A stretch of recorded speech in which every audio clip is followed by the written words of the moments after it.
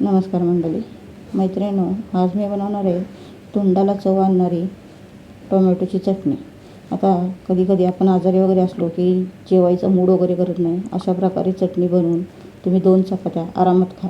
आता मी ते 2 टोमॅटो घेतले, ते अर्धी करून घेतले, 2 लसणाच्या पाकळ्या बारीक चिरून घेतल्या, 2 हिरव्या मिरच्या बारीक चिरून घेतल्या आणि 2-3 कढीपत्त्याची पानं बारीक चिरून घेतली.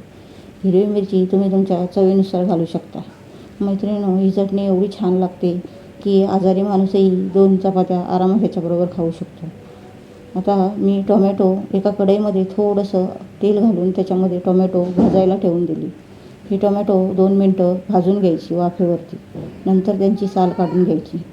साल काढून झाल्यानंतर आता ही टोमॅटो मी एका खलबत्त्यामध्ये घेतली आणि ही आता बारीक पेस्ट करून घेणार आहे.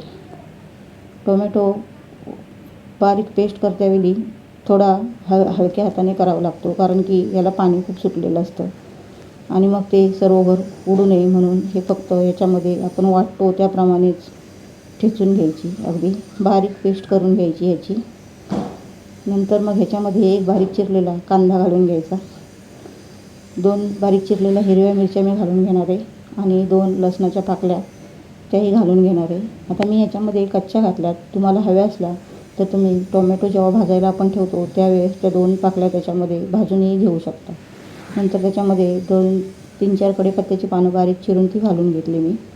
हे सर्व साहित्य घालून झाल्यानंतर ह्याच्यामध्ये पाव चमचापेक्षाही कमी मी साखर घालून घेतली. तुम्ही तुमच्या चवीनुसार घालून घ्या.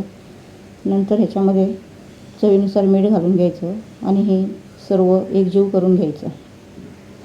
अगदी चांगलं चुरगळून घेतल्यानंतर मग हे साहित्यामध्ये आता फोडणीही घालायची. आता हे सर्व मी एका भांड्यामध्ये काढून घेणार आहे. त्याच्या आधी मी ह्याच्यामध्ये अर्ध लिंबू पिळून घेणार आहे.